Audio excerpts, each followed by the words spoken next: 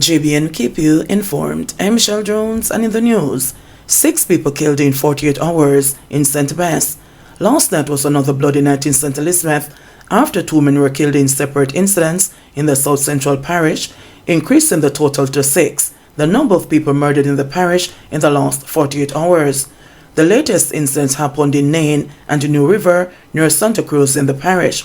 In the first incident in New River, a man was shot and killed. According to police sources, residents heard loud explosions at approximately 11 p.m. The man's body was found in his yard with gunshot wounds about 6 a.m. the following morning. Then in Nain, a man was jumped to death during an alleged altercation with another man early Saturday morning. Residents say about 6 a.m., the victim accused the other man of hurling stones on his housetop. An argument reportedly developed and a machete was used to fatally chop the man. He was pronounced dead at hospital. Following the recent flare-up of violence in the parish, Everton Fisher, the People's National Party councillor for the Balaclava division, appealed to residents to amicably resolve conflicts. This after 3 gun attacks, including a double murder in Goshen district, where an uncle and his nephew were killed, and a house fire bombed in the parish. On Thursday night, 46-year-old O'Neill Benjamin, a farm worker of Elim district, was shot and killed close to a bar in his community. Reports are that about 7 p.m., the farm worker was having a drink near a bar when armed men traveling in a motor car opened gunfire, hitting him several times in the upper body. Benjamin was assisted to the hospital where he was pronounced dead. On Friday morning, 46-year-old fisherman Trevor Morgan and his 29-year-old nephew Rajay Hagikal, both from Goshen, were found with gunshot wounds after their house was firebombed in Goshen. Reports are that about 1 a.m., residents heard loud explosions and later saw smoke coming from the house. They alerted the police and the fire department. Following cooling down operations, the bullet-riddled bodies of Morgan, whose face was partially burnt, and his nephew were found. In the third incident, Lennox Leachman of Content was fatally shot at a dance in Union Square in Balaclava shortly after 2 a.m. Details surrounding the circumstances of the shooting remain unclear. Leachman was pronounced dead at hospital. Brothers killed in Green Pond, St. James. An early morning attack on a home in Farmview, Green Pond in St. James on Saturday has left 2 men, believed to be brothers, dead. The men have been identified as 20-year-old Odain Thompson, a housekeeper, and Javon Thompson, a chef of Farmview, Green Pond in the parish. Reports from the police are that about 2:08 a.m., residents heard explosions. The police were summoned and the men were found in the house. Both were reportedly found with a number of bullet wounds to their bodies. The police continued their investigations into the matter. St. Mary woman charged after allegedly disposing of newborn babies in shopping bag. A St. Mary woman was charged with 2 counts of infanticide following the death of her 2 babies last month. The woman, identified as 33-year-old Tanisha Richardson, a resident of Banjo Hill in Dace Mountain in the parish, is accused of killing her babies after giving birth.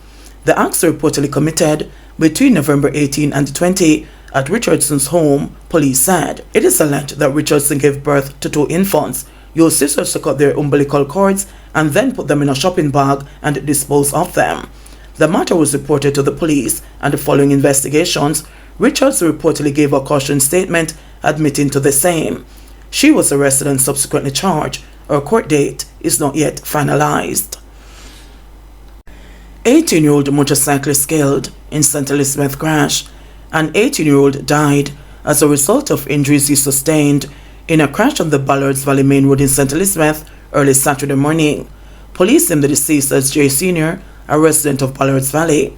A police report said that about 1 a.m., Sr. was driving a white cobra motorcycle when he attempted to overtake a motor car and collided with a Honda CR-V traveling in the opposite direction. He was flung from the motorcycle upon impact. Sr. was rushed to the Mandeville Regional Hospital where he was pronounced dead. Sr. is reportedly the second member of his family to die in a motorcycle crash within a week.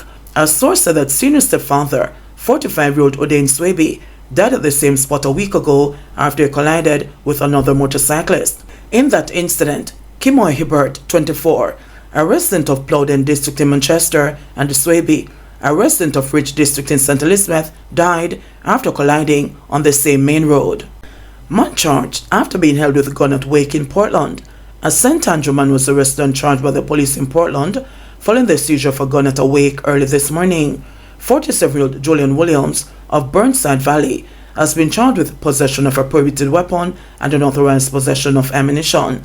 The police team was on an operation in Top Road, Port Antonio, around 3 o'clock when they saw Williams at the wake. According to the police, his actions arose their suspicion. He was accosted and searched. According to the police, during the search, a Browning 9mm pistol with a magazine containing one 9mm round of ammunition was found in his possession. He was subsequently taken into custody and was charged after undergoing a question and answer session in the presence of his attorney. Tambourine farmer escapee gets 9-month prison sentence. Nathan Witter, who escaped from the Tambourine Farm Adult Correctional Center on October 25, was sentenced to 9 months imprisonment in the St. Catherine Parish Court on Friday. Witter, who was charged with escaping custody, was sentenced by Parish Court Judge General Nelson Gale. The Senton native was held by the police in Portland a day after he escaped. At the time of his escape, he was serving a 2-year prison sentence for illegal possession of firearm. Farmer gets life after walking miles to kill woman in apparent love triangle. A Portland aspiring nurse and a poultry farmer who walked miles in almost pitch black darkness to stab a female German national 35 times in an apparent love triangle has been sentenced to life in prison. Sharon Campbell, who celebrated her 41st birthday last month behind bars, will have to serve 20 years and 5 months before she is considered for parole for the murder of 49-year-old youth Sotheby's. She was convicted in the Portland Circuit Court in June. The victim, who had emigrated to Jamaica, was murdered at her home in Parkmount, Portland on January 14, 2014. In sealing Campbell's fate on Friday, Justice Von Smith said he believed the sentence was most appropriate, considering the distance Campbell had walked in the darkness to get to Sotheby's. The fact that she walked all this way, armed with this knife, the fact that she invaded the premises of the deceased and stabbed her multiple times, more than 30 stabs. This court is of the view a sentence of life imprisonment is appropriate, he said. The short, medium-built convict, who was dressed in a blue denim pants and a blouse, appeared upset at the sentence. Campbell, the court heard, was jealous over a cohabiting relationship that her 38-year-old boyfriend, Tyrone Nugent, was having with the victim. From the victim's impact report, prepared by the deceased's brother, the court heard that Sotheby's sold her travel agency in Munich, Germany, and moved to Jamaica as she felt she could not cope there.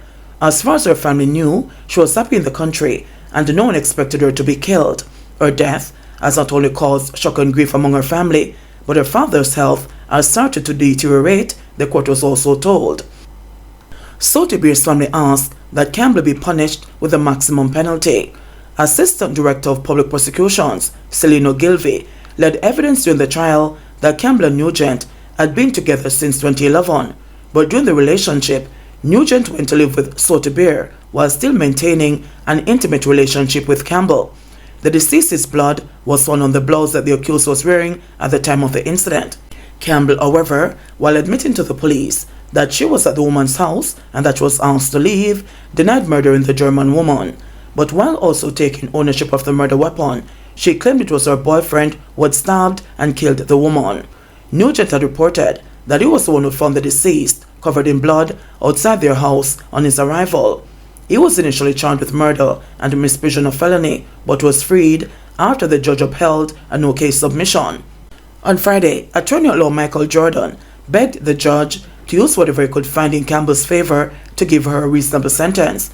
He pointed to her impeccable social inquiry report, in which she was hailed by residents of her community as being a positive influence, and described as a cheerful and polite churchgoer who was always extending invitation to others to attend church. Jordan also mentioned her good antecedents, noting that she had no previous conviction and was never involved in any criminal activity. She has always been a productive member of the society, the lawyer said, while highlighting that Campbell started pursuing nursing and during the trial was on her final exams.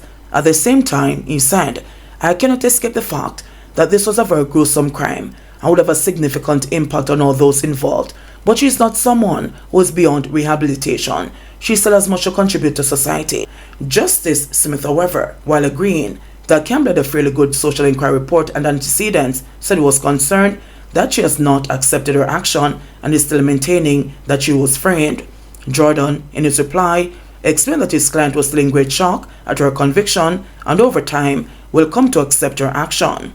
The judge also considered her good family background and her self-employment as mitigating factors. However, he noted that the fact that the crime was premeditated and that she tried to conceal evidence were aggravated factors, along with the lack of remorse. Noting that his starting point for the pre-parole sentence was 18 years, having considered the submission and other factors, the judge added 6 years for the aggravating factors, but reduced the sentence by 3 years for the mitigating factors. Campbell was credited 7 months or time spent in custody, which resulted in her receiving 20 years and 5 months as a pre-parole sentence.